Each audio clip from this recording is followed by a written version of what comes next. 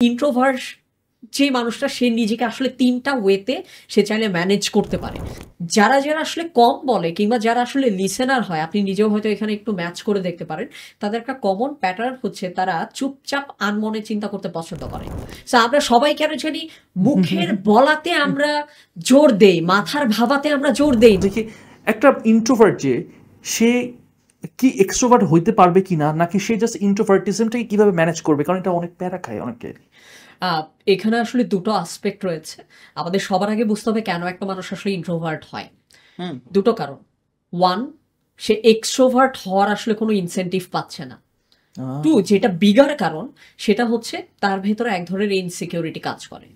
আমি এক্সট্রোভার্ট হতে গিয়ে যদি সিলি কিছু করে ফেলি, কেউ যদি আমাকে নেগেটিভলি নেয়, আমি যদি মক কিংবা জোকের যদি আমি কারণ হয়ে যাই, অনেকটা এই কারণে কিন্তু আসলে একটা মানুষ অনেক সময় তারা এক্সট্রোভার্ট হতে চায়, রিস্কটা নিতে চায় না। কারণ পাবলিক শেমিং বলেন, ফ্রেন্ডদের কাছ থেকে শেমিং বলেন, সোশ্যাল শেমিং, অনেক কিছু আছে, ভয়ঙ্কর। সো আমাদের আরো একটা জিনিস যেটা আসলে আমি অ্যাক্টিভলি মানুষকে বলি যে জোর করে আসলে এক্সট্রোভার্ট হওয়ারও প্রয়োজন নাই। আমরা সবাইকে বলি কমিউনিকেশন স্কিলস মানে এই না একটা মানুষকে এক্সট্রোভার্ট হতে হবে। আমরা ভুলেই যাই যে একটা মানুষ কথা বলছে, আমি তার কথা ভালোভাবে শুনছি, এই লিসেনিংও আসলে একটা ইম্পর্টেন্ট কমিউনিকেশন স্কিলস। আমরা ভুলে যাই, আমরা মনে করি যে শুধু কথা বলাই হচ্ছে কমিউনিকেশন, কথা শোনা না। এই কারণে আমরা সবাই বলতে চাই, এবং যে বলে না আমরা তাকে আন্ডারমাইন করি যে তোমার তো কমিউনিকেশন স্কিলস ভালো না। কিন্তু আমরা ভুলে যাই যে যেই মানুষটা আমার কথা অ্যাটেন্টিভলি শুনছে সেও তো আমার কমিউনিকেশন প্রসেসের একটা অংশ। সো এইখানে ইন্ট্রোভার্ট যে মানুষটা সে নিজেকে আসলে 3টা ওয়েতে সে চাইলে ম্যানেজ করতে পারে। প্রথম যে জায়গাটা সেটা হচ্ছে, আমি ধরে নিই যে আমাদের এই স্কিলসগুলো নিয়ে তো একসময় আমরা আপনার কোনো না কোনো একটা সেক্টরে আমরা কাজ করতে যাব। আমাদের অবশ্যই কোনো না কোনো সুপারভাইজার থাকবে, আমাদের বস থাকবেন, আমাদের কলিগস থাকবেন। সো মূল কথা কিন্তু আসলে আমার কমিউনিকেশন এবং রিলেশনশিপটা ভালো করা। এখন আপনি চিন্তা করে দেখেন, আপনি কিন্তু বলেছেন যে আপনি আপনার নিজের প্যাটার্নের যখন কোনো টপিক পড়ে তখন আপনি কথা বলতে খুব আনন্দ ফিল করেন। আপনি সেই মোমেন্টে আপনি কথা বলতে চাচ্ছেন, একটা মানুষ যদি সেই সময় আপনার কথা না শুনে আপনার কিন্তু খারাপ লাগবে। সো যেই মানুষটা ইন্ট্রোভার্ট সেই মানুষটা প্রথম যেই জিনিসটাকে ক্যাপিটালাইজ করতে পারে সেটা হচ্ছে তার লিসেনিং স্কিল। সো সে যদি অফিসে সে যদি তার সুপারভাইজারের কথাগুলো শোনে, কলিগসদের অন্যান্য কথাগুলো যদি শোনে, তাহলে ওই মোমেন্টেই কিন্তু সে তার ওই অ্যাটিটিউডের একটা আলাদা বেনিফিট সে পেয়ে যাচ্ছে।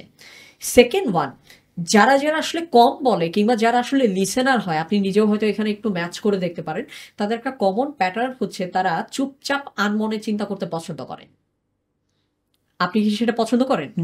যে কারণ সে তো কথা বলছে না, যেহেতু সে কথা বলছে না, ওই মানুষটা যখন একা একা থাকে তখন সে যথেষ্ট ক্রিয়েটিভ ওয়েতে, ডিফারেন্ট ওয়েতে উনি চিন্তা করার মতো একটা সাইকোলজিক্যাল হ্যাবিটে উনি ঢুকে যান। সো থিঙ্কিং এটা হচ্ছে সেকেন্ড একটা স্কিল যেটা একজন ইন্ট্রোভার্ট মানুষের ভেতরে বেশি থাকে। আমাদের এক্সট্রোভার্ট আমরা বলার দিকে অনেক বেশি আগ্রহী, ভাবার দিকে কম।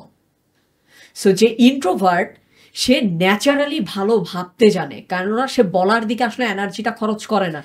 একটা মানুষ সে তার একটা হ্যাবিট যদি তৈরি না হয়, সে অল্টারনেটিভ কোনো না কোনো একটা হ্যাবিটে নিজেকে বিজি রাখে। আমরা বলায় বিজি রাখি, ভাই হয়তো ভাবায় বিজি রাখেন। সো ওইটার মাধ্যমে একটা মানুষের চিন্তা শক্তি, অবজারভেশন স্কিলস, কোশ্চেনিং ক্যাপাসিটি এটাও বেশি হয়।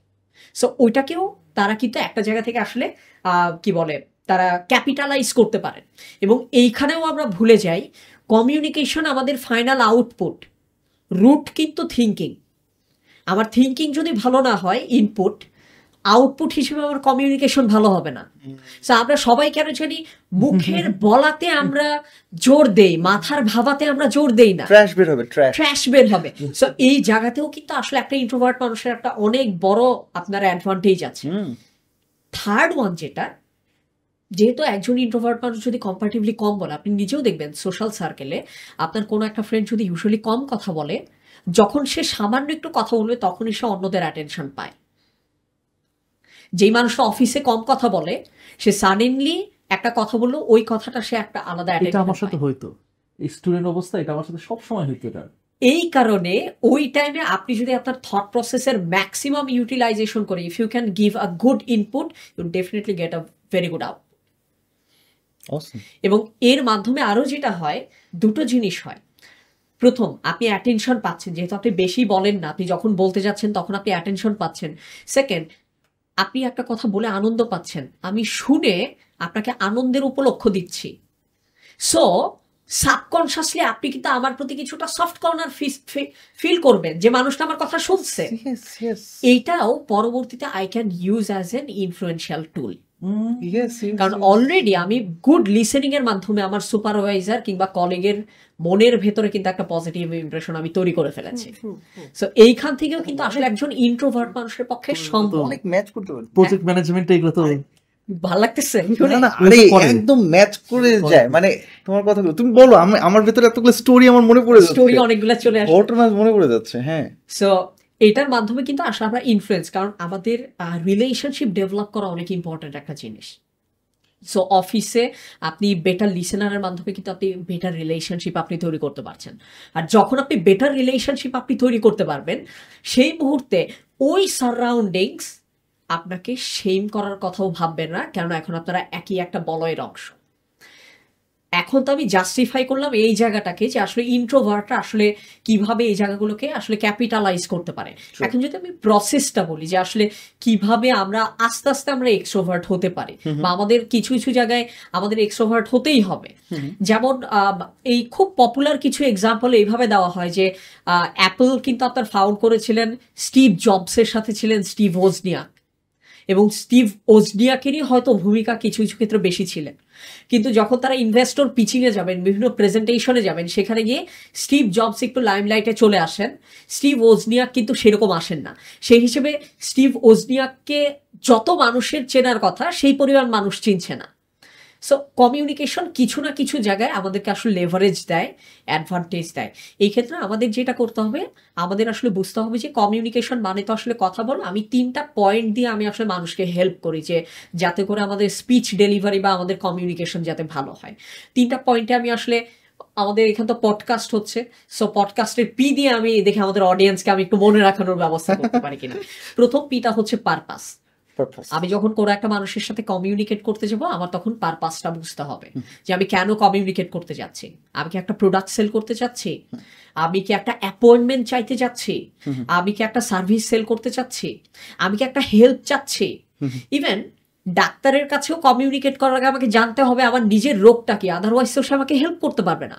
সো আমাকে সবার আগে যেটা জানতে হবে পারপাস, অর্থাৎ আমি আসলে কেন কমিউনিকেট করছি। সেকেন্ড ওয়ান যেটা, সেটা হচ্ছে পার্টিসিপেন্ট বা পার্সন, আমি কার সাথে কমিউনিকেট করতে যাচ্ছি। সো নর্মাল এক্সাম্পলে বোঝা যায় একজন এন্টারপ্রেনার, সে তার কমিউনিকেশনগুলো কাদের কাদের সামনে হয়, ইনভেস্টরের সামনে হয়, তার টিম মেম্বারের সামনে হয়, তার স্টেক হোল্ডারদের সামনে হয়, তার যারা পোটেনশিয়াল কাস্টমার বা কনজিউমার তাদের সামনে হয়। সো একই বিজনেস আইডিয়া আমি ইনভেস্টরের কাছে আমি যেভাবে কমিউনিকেট করব, কাস্টমারের কাছে আমি সেভাবে করব না, টিম মেম্বারের কাছে সেভাবে করব না। সো আমাকে বুঝতে হবে আমার আদার সাইডে কোন মানুষটা রয়েছে। সো প্রথম জায়গাটা হচ্ছে আমার পারপাস, সেকেন্ড জায়গাটা হচ্ছে পার্সন, আমি কাদের সাথে কমিউনিকেট করছি। থার্ড যে জায়গাটা, এটাকে বলা হয় পয়েন্টস। পয়েন্টসের আরেকটা, এটা পি দিয়ে মেলানোর জন্য যেই ওয়ার্ডটা আমি মাথায় রাখি সেটা হচ্ছে মেসেজ, অর্থাৎ আমি কোন জিনিসটা কমিউনিকেট করতে চাচ্ছি। বা আরো সহজ করে বুঝলে, আমার অবর্তমানে আমি একটা মানুষের সাথে কমিউনিকেট করলাম, আমি কমিউনিকেশন শেষে বের হয়ে গেলাম, আমার কোন চিন্তাটা তার কাছে রয়ে যাবে, দ্যাটস মাই পয়েন্ট। সো এটা আগে থেকেই মাথায় রাখতে হয়। সো আপনি ইন্ট্রোভার্টই হন, এক্সট্রোভার্টই হন, যে কোনো জায়গায় কমিউনিকেট করার আগে, কথা বলার আগে, পারপাস, পার্সন অ্যান্ড পয়েন্ট, এই 3টা যদি আমাদের মাথায় রেডি থাকে, আমাদের কম্পারেটিভলি কমিউনিকেশনটা একটু স্মুথ হয়